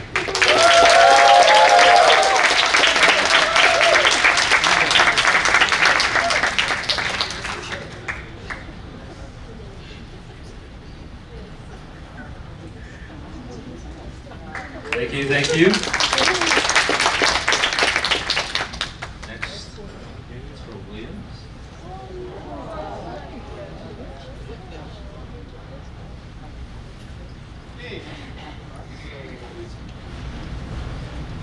This is for Laura.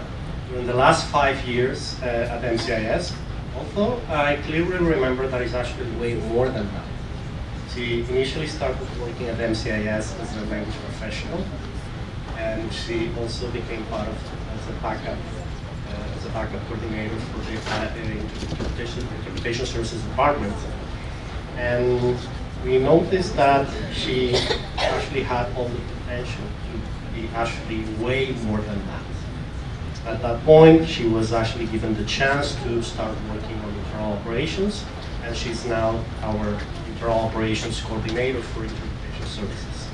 She's basically the person that is in the backstage when it comes to system configuration. She's the one that actually keeps our interpreting intelligence systems up and running. So I would like to congratulate Laura. Unfortunately, she cannot be here today. She actually had a personal appointment as well. And I have to say that her contributions were and are instrumental to the success of the II implementation. Congratulations to Laura. And I will give her.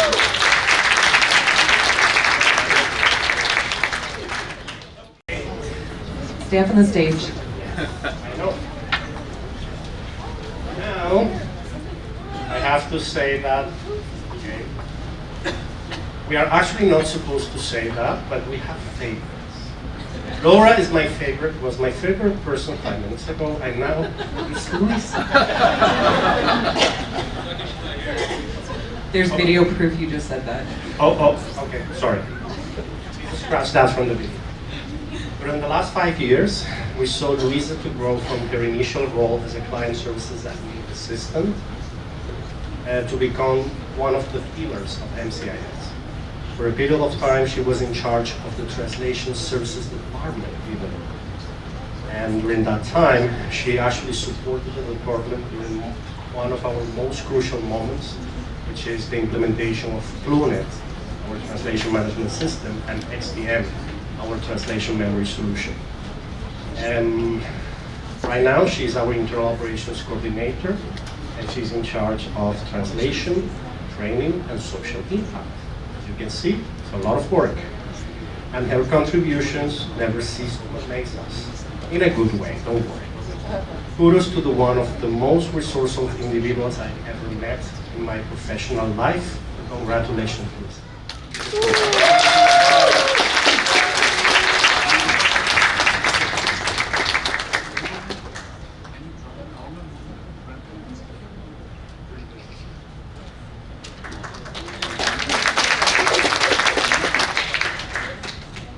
I'd now like to invite, oh wait, John's standing right next to me, and Alex back up to the stage to present and accept the 10-year anniversary awards.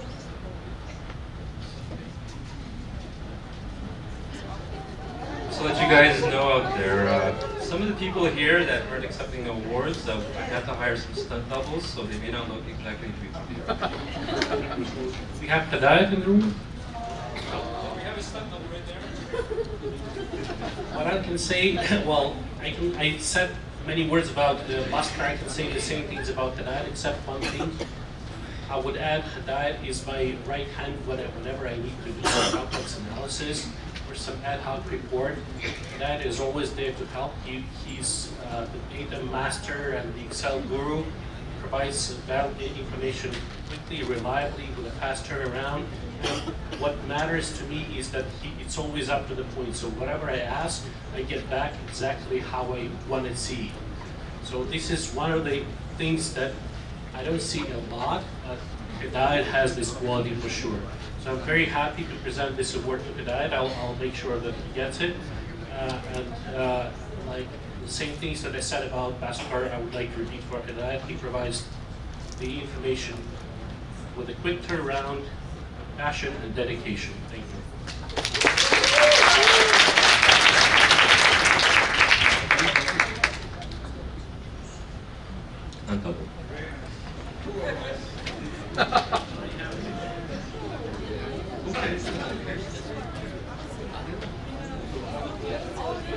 Okay.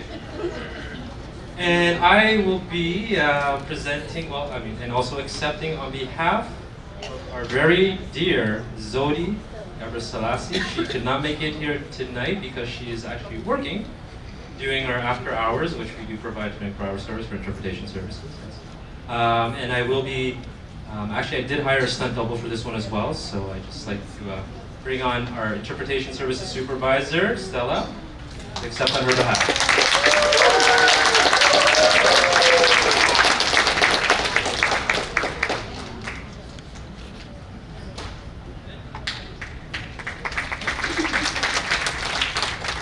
Up, Alex and John again. They'll also present and accept the 15-year anniversary awards. Alex, come on down. 15 years is a lot. Milestones, major milestones. Well, as Lara was saying, she can sleep well because she has me. Now I can sleep well because I have Olga, for sure. Olga is definitely my right hand, and she's the master guru, with the person that knows everything about numbers any way you want. We can always rely on her output. It's always accurate, predictable, and I know what to expect. So Olga is really indispensable to our company. I'm very proud to present this 15-year achievement to her.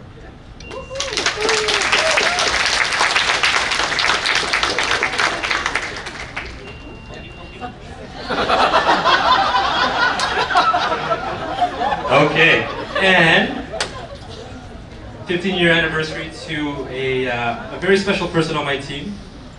He was known as the voice of IS. If you used to call him, you would hear, Vladimir speaking. Vladimir, when I first started MCIS, he was great help for me. He was very technically savvy, and he showed me shortcuts and how to be more efficient with the system. Unfortunately, he could not be here tonight, and I did hire a stunt double. There is our vendor manager, Colin. Oh, I should take this.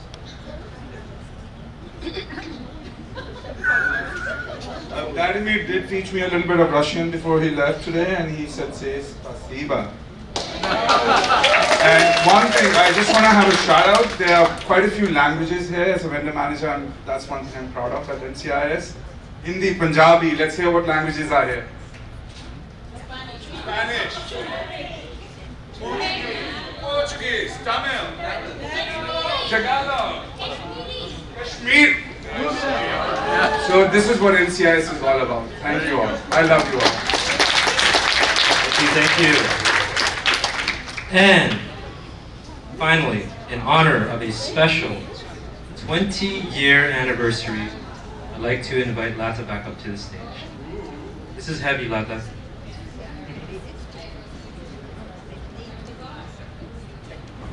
Can you handle this? It's not for you. That's good. Okay, yes, of course. I already received mine a couple of years ago, so I didn't want a repeat performance. But I want to acknowledge Shanta. Shanta, you saw in the video, she was wearing the red jacket. And one of the most incredible, passionate women I have met in my life. Many of you know her, I'm sure. I've spoken to her at some point or the other. She came to me at a time in her life when she was transitioning out of ECE profession. She was an early childhood educator. Her husband was terminally ill. She had 3 kids who were young. Her oldest was only 12. And I remember she came in as a volunteer because she wanted to transition into a different profession, and her husband died. And I went to the funeral. 10 days later, she called me and she said, I would like to come and work at MCIS because I need a job. At that time, we didn't have any HR procedures. I said, come along, come on in. I need people, we need people. We were just about 3 of us at that time. So she joined, and she, from the get-go, brought so much passion, commitment, creativity to her work. Even today, she's the kind of person who will say to an interpreter, very jokingly, if the interpreter says, I can't go, my arm hurts, or I've broken my arm, she'll say, but your mouth is okay, so you can go and do the assignment. She really knows how to get people to go out and help other people. And by the same token, she is always there for everyone with her, her jokes. She's full of jokes, and her passion and commitment. So it gives me great pleasure to accept this on her behalf and to give it to her.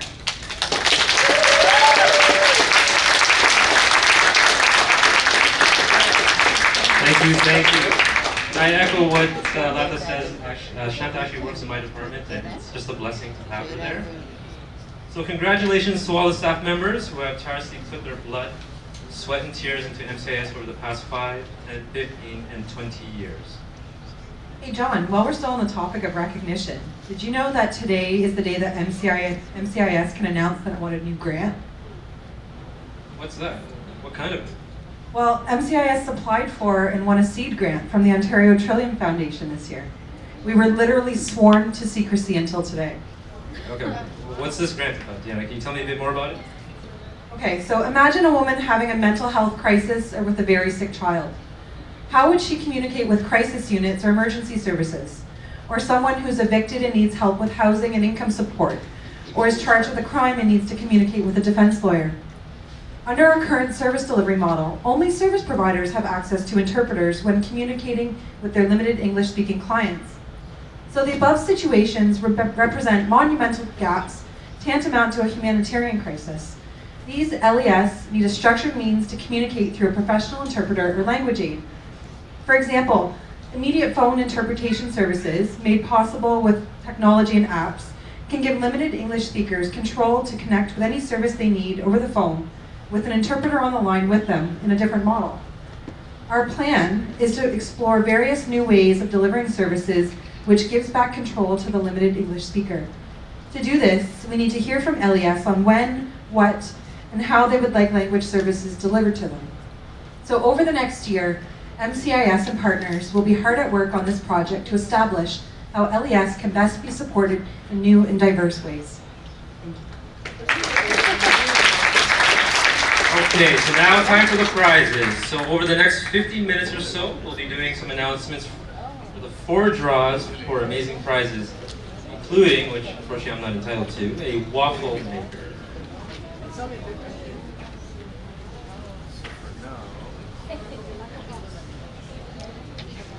Did everybody drop their registration tickets in a bowl that Jack has? All right, Jack.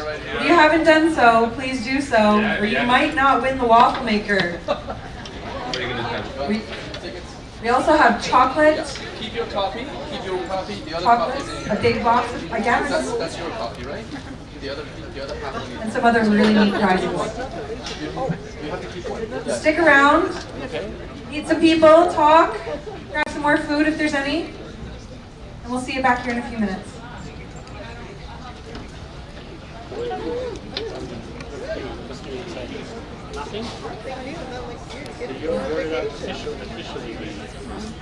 Okay. John, I think we should do one right now. Yeah, I think I'm excited here. Does everybody have their tickets? Oh, we got some submissions here. Yeah, you put one in and you hold the other one, okay? Last call. It's going to be the 17th. Yeah, so you're applicant with two. One was in here and the other you hold on to. Yeah, you hold on to that one, okay? Last call, last call. Oh. I will come to you. It's like a maze, I know. Any other outstanding raffles? No? Okay, we're going to pick the first one. Okay, first number.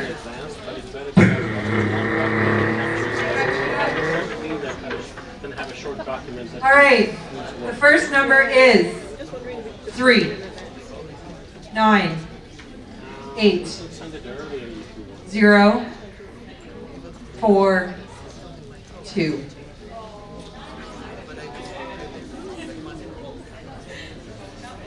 Okay, I'm going to repeat that number again. The number is 398042. Come on down.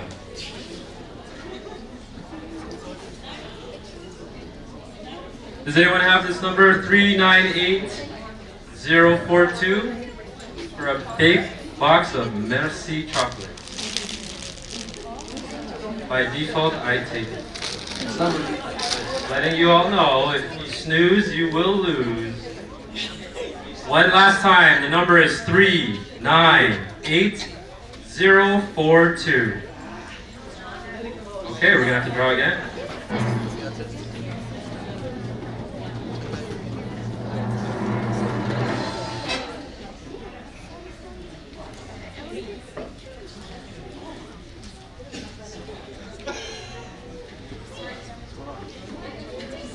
The names are on the back of the registration. M. Hassan. M. Hassan. Come on up. Come on up. All right.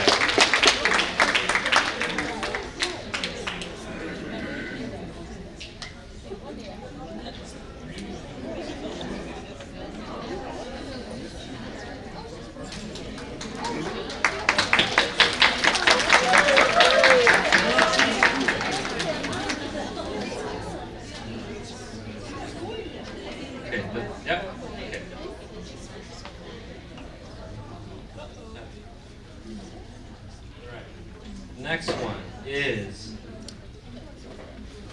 Mehran. Mehran. I do apologize if I'm pronouncing that incorrectly. M-E-H-R-A-N. Excuse me. All right, come on down. All right.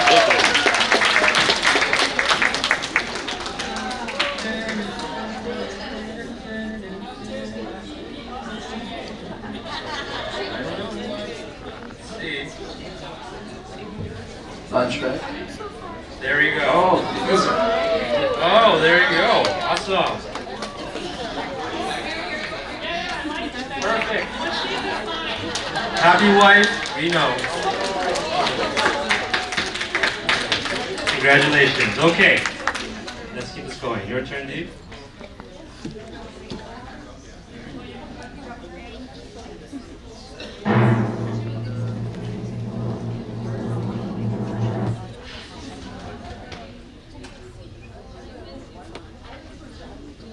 The winner is Amelia Lauer. All right. Come on down. You're the next contestant.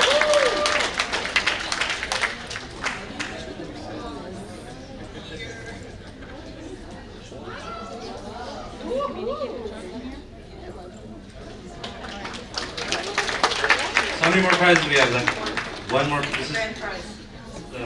waffle maker. Okay, let's do this. We're gonna do it right now? Should we do it right now? Should we do it right now, guys? Yeah. You guys want to get more food, right? Okay. All right, let's do this right now. Here we go.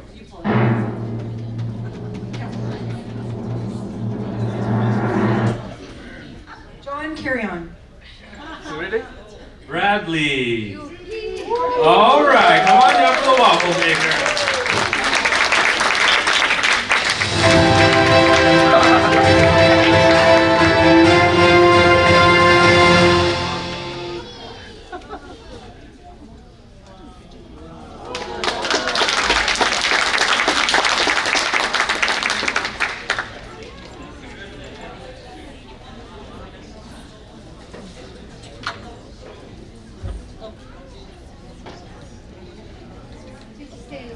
So, ladies and gentlemen, we have now reached the conclusion of our AGM. MCIS would like to congratulate all of this evening's award winners, as well as all of you here tonight. Thank you for an incredible year, and we look forward to making a bigger impact next year. Thank you. Have a good night.